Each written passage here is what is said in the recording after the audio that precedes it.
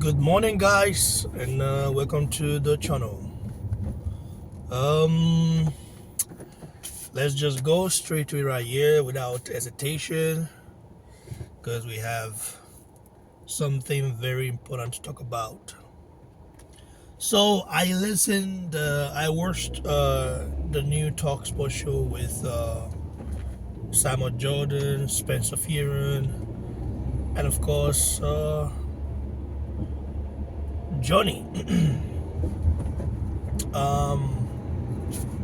What I would say is that, I think Joshua has been kind of underestimated a lot of times. When they came to the Bakole possibly fighting Mati Bakole, they said, yeah, well, Team Joshua want to do that. If Joshua loses, there's nowhere for him to go. Like, I'm just like, oh, thinking to myself, these guys. First of all, Simon Jordan doesn't like Anthony Joshua. Like, he's not a fan of Anthony Joshua. We know he's been very jealous of Joshua for quite a long time, because he's still amazed, like, how is Joshua so accepted by the people? How is he so popular? And it's funny enough how he was a Fury not hugger, and then when what happened when Fury then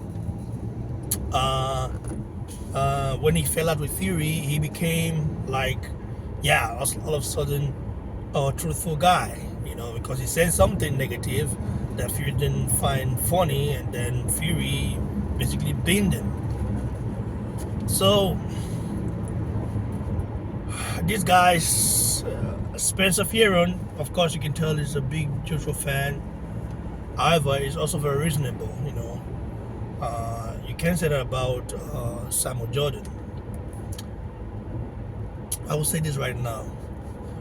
Joshua is the only fighter in the current heavyweight scene that hasn't ducked anyone.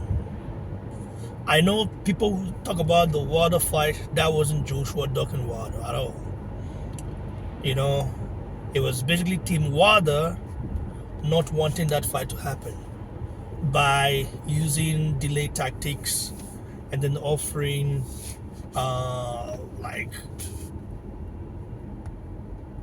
just a huge amount up front without accountability, basically.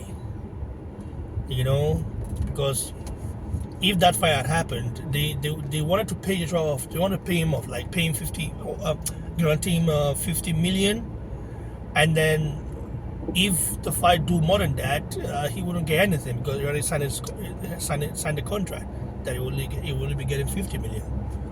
But that didn't work against Joshua. And Joshua, being a businessman that he is, like, of course they didn't want that, because, like, okay, why not do it on even play field, basically. So when you are negotiating with someone, the negotiations have to be even, and you have to recognize the power the other guy brings to the table. Joshua was the A side, and right now still the A side. But that wouldn't matter now, because Turki Alalshikh has really made the A side, B side kind of disappear. You don't hear that anymore. Fighters don't talk about I'm A side and I'm your B side. You don't hear that anymore like that. It's basically gone. Maybe Gervonta Davis still have that mindset. That's why it's basically going against Turki Alalshikh, but I think that will backfire. He cannot win against Turki Alalshikh. He can't win. People might say, yeah, it's because Turki Alalshikh has got money. I don't think money is the reason why Turki Alalshikh will win. It's just that Turki Alalshikh has influence. Like this guy meets with presidents, huge leaders, powerful leaders. He has political influence. That's something Jefferson Davis and Ahmed don't have. You know, Davis would never have that anyway. Amon was a powerful man in America at some point, but the influence that Turki Alalshikh commands, I don't think Haman has that. It's just about influence, not really about money. Influence can get you very far, you know, when you know who you're dealing with, because anybody can just come up with money. The owner of DAZN is a billionaire, right? He invested over $1 billion in boxing, I think in Matchroom then, but Matchroom couldn't really get all the other fighters signed to him. Some people went, but a lot didn't. You know, David Haney. That's why I respect David Haney a lot. David Haney is a guy.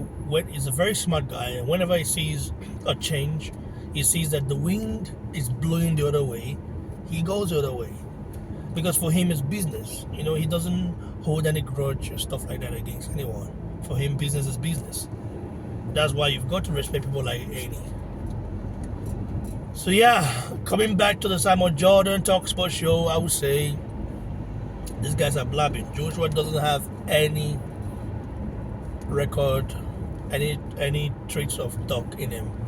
And Martin Bakole, I believe, will be exposed by Ajagba. I like the fact that Ajagba is not saying anything.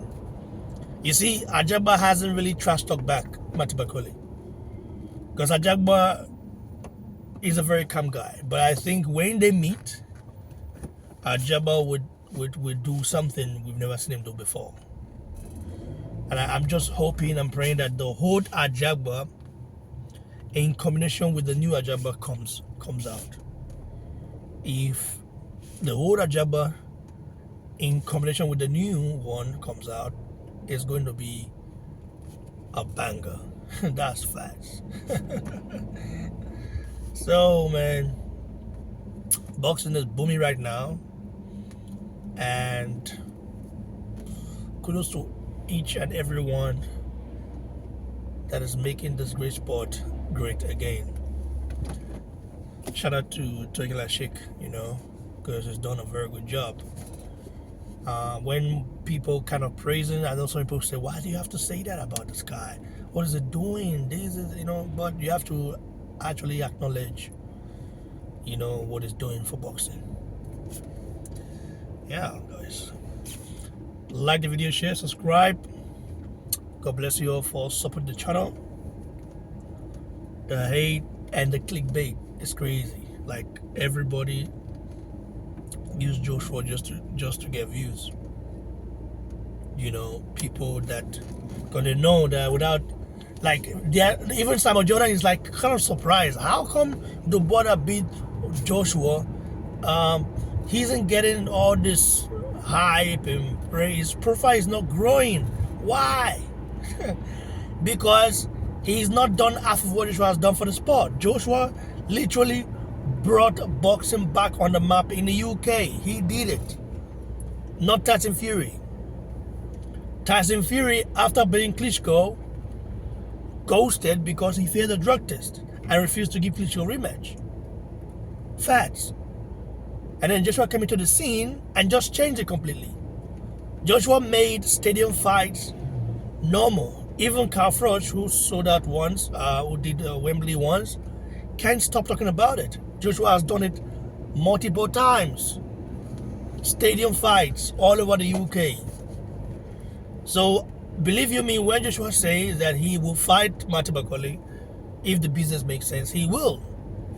Doesn't have to dog Martin Bakole. He's power the guy. He knows the guy's weakness and knows the guy's strength. I still believe that the Joshua that is focused mentally will be Martin Bakole. That's just how I see it. Martin Bakole is there to be hit. He can also hit, but he's there to be hit.